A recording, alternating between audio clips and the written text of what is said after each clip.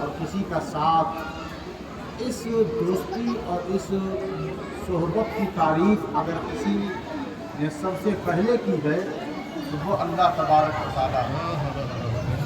اور وہ صحبت، وہ دوستی، وہ حمیت، وہ معزت اور وہ رفاقت جس کی تعریف اللہ خود کرے اور کر کے فرمائے، ان کی رفاقت، ان کی دوستی اور ان کی طرف سے محبت، ان کی طرف سے حمیت، ان کی طرف سے نصرت، ان کی طرف سے معزت جو ہے وہ حسن اولئک رفیقا، یہ بڑے ہی اچھے ساتھی ہیں، یہ بڑے ہی اچھے ساتھی ہیں۔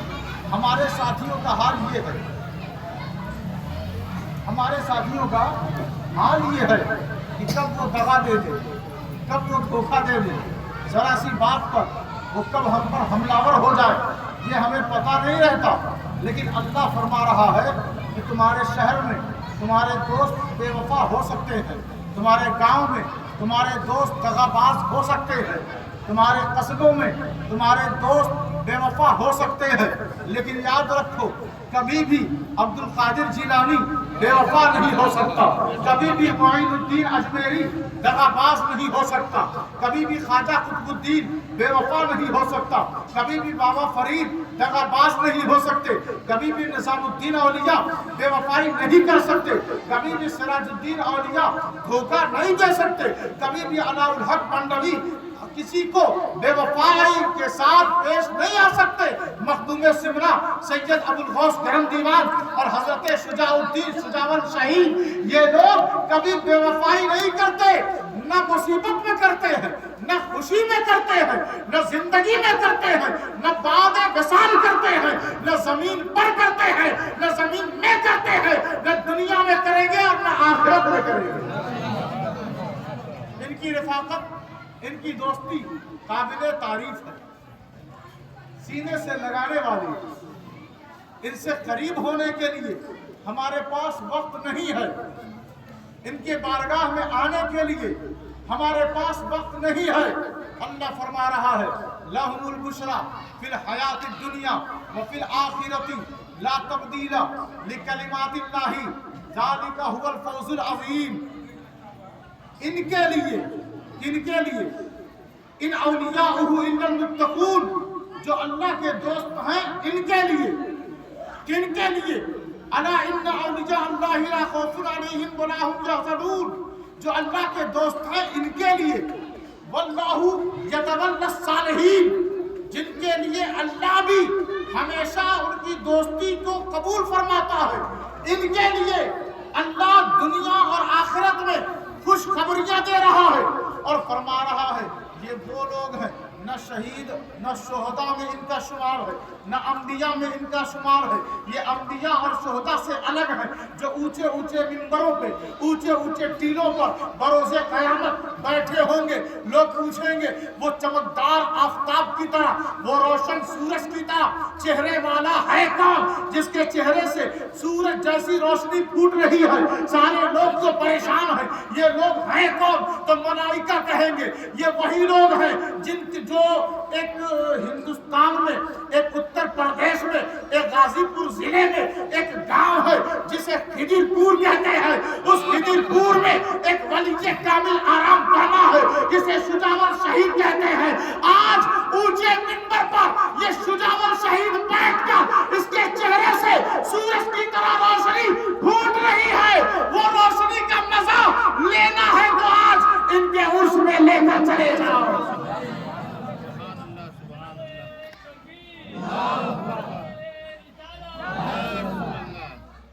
پہلی بار عرس میں نعرہ لگا اور بہت سارے لوگ تو چلے گئے۔ ترتیب ہی کچھ عجیب تھی کہ ہمیں نماز بھی ادا کرنا ہے اور محفل سماع کو بھی دیکھنا تھا۔ اس ترتیب کی وجہ سے کچھ لوگ دھوکے میں تھے کہ عرس ختم ہو گیا، چلو اپنے گھر۔ اصل عرس تو یہی ہے، اصل عرس یہی ہے۔ قرآن مجید نے کہا اِلَّا مَن تَابَ وَآمَنَ وَعَمِلَ عَمَلًا صَالِحًا فَأُولَٰئِكَ يُبَدِّلُ اللَّهُ سَيِّئَاتِهِمْ حَسَنَاتٍ وَكَانَ اللَّهُ غَفُورًا رَحِيمًا۔ اللہ فرما رہا ہے جب تم توبہ کر کے ادھر آ جاؤ، तौबा करके, गुनाहों से, शिर्क से, कुफ्र से तौबा करके जब इधर आ जाओगे, और आना ही नहीं, कहा आमना, मेरे रसूल पर ईमान ले आओ। मेरे रसूल पर ईमान किसे कहते? ईमान इसे नहीं कहते कि बस नमाज पढ़ लिया ईमान वाले हो गए, बस वजू कर लिया ईमान वाले हो गए, बस तवाफ़े काबा कर लिया ईमान वाले हो गए, बस ज़कात दे दिया ईमान वाले हो गए। नहीं, कहा तौबा के बाद, कुफ्र से निकलने के बाद, शिर्क की गंदगियों से निकलने के बाद, जब जो सबसे पहला मरहला है, सबसे पहली घड़ी है जो हमें रब की रज़ा की तरफ ले जाती है, वो पहली घड़ी का नाम है वो आमना, यानी हुजूर पर ईमान ले आना। और हुजूर पर ईमान कैसे लाना है? ज़ात को भी मानना है, सिफात को भी मानना है, ज़ाहिरी जिंदगी को भी मानना है, कब्र के अंदर की जिंदगी को भी मानना है, इख्तियार को भी मानना है, इल्मे गैब को भी मानना है, हुजूर की सरदारी को भी मानना है, मकसूदे कायनात होने को भी मानना है, मतलूबे कायनात होने को भी मानना है, रब की रज़ा होने को भी मानना है। और तमाम अंबिया रसूलों का सरदार तस्लीम करने का नाम हुजूर पर ईमान रखना है। ईमान ऐसे रखो, ईमान ऐसे रखो कि नमाज पढ़ते रहो, ईमान ऐसे रखो कि तिलावत करते रहो, ईमान ऐसे रखो कि उनकी जात से प्यार करते रहो, ईमान ऐसे रखो कि उनके इल्म को, उनके इख्तियारात को, उनके तसर्रुफात को मानते रहो। इल्म ऐसे रखो कि जब उनका सिद्दीक आए तो उनकी भी इज्जत करो। ईमान ऐसा रखो कि जब मौला अली आए तो उनकी भी इज्जत करो। ईमान ऐसे रखो जब उनके नवासे आए तो उनसे भी मोहब्बत करो। ईमान ऐसे रखो जो उन पर किताब उतरी है उसे इससे भी करीब हो जाओ, उसकी भी तिलावत करो। ईमान ऐसे रखो जो उनकी उम्मत में जितने औलिया व सालिहीन आराम कर रहे हैं उनसे भी मोहब्बत करो। उर्स मनाना और उर्सों में जाना ये नाजायज नहीं है, बल्कि हुजूर से प्यार का एक असर है, हुजूर की मोहब्बत का एक असर है, नतीजा है। अगर कोई हुजूर से उर्सों से घबराए, भागे, हमारी नजर है ना, इख्तियार हमारा होना चाहिए, पैर हमारा है ना, इख्तियार हमारा होना चाहिए, हाथ हमारा है ना, इख्तियार। ये क्या बात हुई कि वहां जाते हैं तो ऐसा हो जाता है, वैसा हो जाता है, तो फिर हज करना छोड़ दो, फिर नमाज मस्जिदों में जाना छोड़ दो। बुराई जहां पे होती है वहां से भागा नहीं जाता, बल्कि बुराई को खत्म करने की कोशिश की जाती है। ये क्या बात हुई, इधर उधर नजर जाती है। आंख तो आपकी है ना, जुबान तो आपकी है ना, बोलना क्या? आपको जिसकी पैरवी करनी है, मन युतिई रसूल फक़द अता अल्लाह, जो रसूल की पैरवी करता है बस बात खत्म, वही अल्लाह की पैरवी करता है।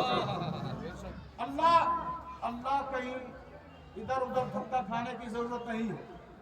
जिसको अल्लाह चाहिए, मैं बेहतरीन और आसान और सलीस बिल्कुल तरीका बता रहा हूँ कि जिसको अल्लाह चाहिए, इधर उधर बिला वजह जूता फाड़ने की और चप्पल तोड़ने की जरूरत नहीं है। अल्लाह कहाँ है? अल्लाह आपके घर में है, अल्लाह आपकी महफिलों में है, अल्लाह आपकी मस्जिदों में। कैसे? अगर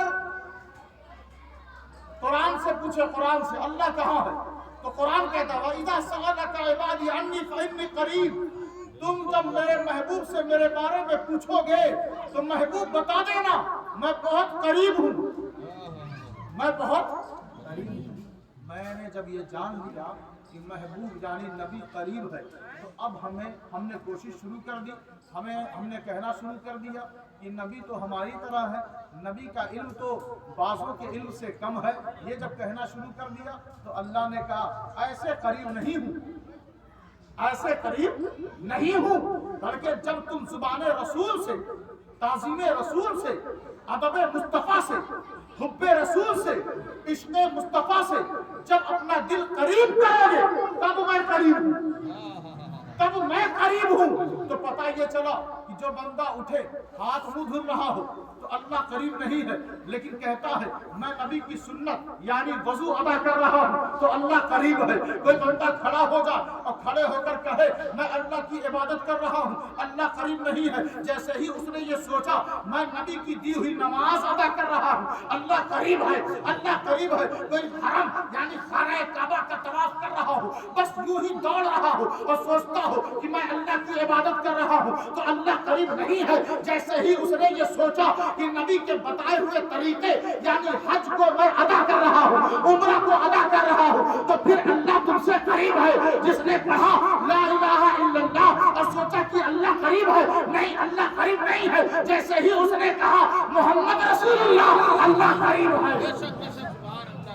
اللہ قریب ہونے کے لیے اللہ کی قربت کی لطافت اور اس کی حلاوت اور اس کی مٹھاس کو پانے کے لیے ایک طریقہ درکار ہے، اور وہ طریقہ کیا ہے؟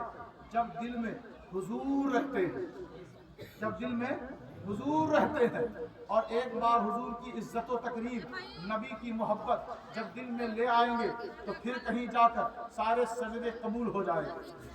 اسی ایک جماعت کا خوبصورت جانا اور مانا ایک عظیم شخصیت کا نام حضرت شجاع شہید ہے، جنہوں نے اپنے دل میں حضور کو رکھا، سجدہ کرتے رہے۔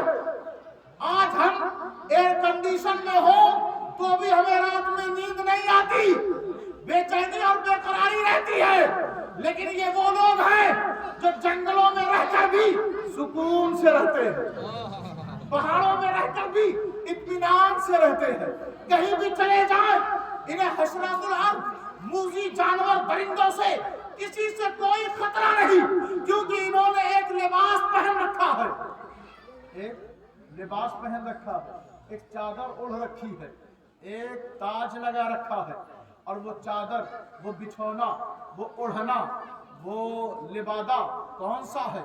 لا خوف علیہم ولا هم یحزنون، یہ کہیں بھی چلے جائیں انہیں کوئی خوف و خطر نہیں رہتا۔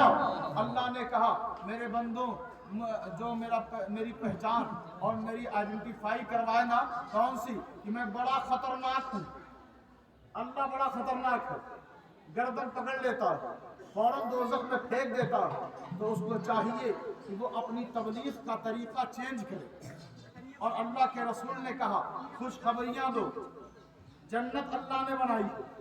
حضرت عمر نے ایک آیت پڑھی نا، وَسَارِعُوا إِلَىٰ مَغْفِرَةٍ مِّن رَبِّكُمْ وَجَنَّةٍ عَرْضُهَا السَّمَاوَاتُ وَالْأَرْضُ أُعِدَّتْ لِلْمُتَّقِينَ، جب آیت پڑھی اور بتایا کہ جنت کی چوڑائی 7 آسمان اور 7 زمین کو جب پھیلا دیا جائے تو ایک جنت بنتی ہے، جنت کی چوڑائی بنتی ہے، لمبائی چھوڑ دے، چوڑائی اتنی ہے کہ 7 آسمان اور 7 زمین کو پھیلا دیا جائے تو اتنی بڑی جنت، اتنی چوڑائی ہے جنت کی۔ ایک یہودی آیا، اس نے کہا پھر فاروق اعظم ذرا بتائیں یہ دوزخ کہاں ہے؟ جب سارا ایریا کور کر لیا جنت نے تو دوزخ کہاں ہے؟ تو حضرت عمر فاروق بھی کسی اور کے شاگرد تو تھے نہیں، کسی اور ادھر ادھر ٹوٹے پھوٹے مدرسوں سے پڑھے ہوئے تو تھے نہیں، جہاں پہ صرف قرآن خوانی ہوتی ہو اور بچوں کے مستقبل کے ساتھ کھیلا جاتا ہو، ایسے مدرسے سے پڑھے وہ نہیں تھے، حضور کی صحبت میں بیٹھتے تھے۔ تو حضرت عمر نے کہا بس ایسے ہی جنت بنی ہے جیسے کہ دن ہو اور رات چلی آئے، دن ہو اور رات چلی آئے۔ جب رات آتی ہے تو دن کہاں جاتا ہے؟ دن کہاں جاتا ہے؟ اور دن آئے تو رات کہاں جاتی ہے؟ تو اسی طرح اللہ نے جہنم بنایا، اب وہ جانے، اس کی مشیت جانے، اس کی قدرت جانے، لیکن جب حضرت عمر فاروق نے یہ جواب دیا تو مفسرین محدثین نے لکھ دیا کہ اب ایسے اس سے بہتر کوئی جواب ہو ہی نہیں سکتا۔ تو میں عرض یہ کر رہا تھا کہ خوشخبریاں دیں، جنت سے قریب کریں، اللہ کی محبت بتائیں، اللہ کی رضا بتائیں، اللہ کی قدرت بتائیں، اللہ کی مدد بتائیں، اللہ کا توکل بتائیں، اللہ کی شفا بتائیں، اللہ کا فضل بتائیں، اللہ کا عدل بتائیں، اللہ کی جنت، جنت عدن بتائیں، جنت نعیم بتائیں، جنت الفردوس بتائیں، جنتوں کے بارے میں بتائیں کہ اللہ نے کیسے جنت بنائی ہے اور کس کے لیے بنائی ہے، اسی کے لیے بنائی ہے جس کی بخشش کے لیے اس کا محبوب دعا کیا کرتا تھا، اسی کے لیے بنائی ہے نا جہاں پہ 120 صف میں 80 صف حضور کی उम्मत रहेगी, 80 सब हुजूर की उम्मत रहेगी। तो अल्लाह ने कहा मुझे आलम और दुनिया में पहचान करवाना हो तो यूं करवाओ, वहुवल गफूरुल वदूद, अरे वही तो बख्शने वाला है, वही तो मोहब्बत करने वाला है, और वो अर्श वाला है। कहाँ वाला है? अर्श वाला है। अब कोई कहेगा जब अर्श वाला है तो अर्श तो काफी दूरी पर है, अब जमीन पर कौन निजाम चलाएगा, जमीन पर कौन देखेगा? तो अल्लाह ने कहा फ़अालुन लिमा युरीद, अल्लाह जो चाहता है वही करता है। वो अर्श वाला है जरूर, लेकिन फर्श पर एक पत्ती भी हिलती है तो उसकी मर्जी से हिलती है। अगर फसलें लहलहा रही है तो उसकी मर्जी से लहलहाती है।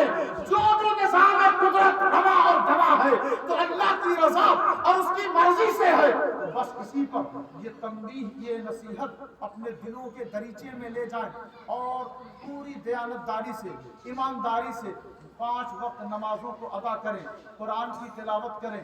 और चादर में आपका उर्स है, साल में एक बार आता है, साल में एक बार आता है। चादर पेश करें तो अदब से करें, गुस्ल दें तो अदब से दें। और जहाँ से चादर उठती है, हज़रत शुजावल की चादर उठती है ना, कि किसी और आदमी की उठती है? अगर किसी आदमी की उठती हो तो बताएं, सबको इनसे प्यार है ना, सबको है ना, तो इनकी चादर उठती है तो वहाँ भी रहें, वहाँ भी मौजूद रहें। कुरान खानी में ज़्यादा से ज़्यादा लोग आए, इनके उर्स में शिरकत करें, और जितना हो सके। हमने आज देखा कि जो लोग पीछे खड़े हैं वो अंदर ही अंदर बेचैन हैं कि एक बार हमारा हाथ भी चादर में लग जाए तो बेड़ा पार हो जाए। हम ये कहते हैं आप दूर से, अदब से, मोहब्बत से, खिराज दिल से पेश करें, और कोई करीब खड़ा होकर बार बार चादर पकड़े तो वो बार बार चादर का पकड़ना कबूल नहीं होगा। दूर खड़े होकर अदब से, दिल से, अदब के साथ मोहब्बत का नजराना पेश करें तो वो शुजावल शहीद कबूल फरमा लेंगे। इस तर्ज को समझने की जरूरत है। अदब नहीं तो कुछ नहीं, अदब नहीं तो कुछ भी नहीं। बड़ों की इज्जत करें, माँ बाप की खिदमत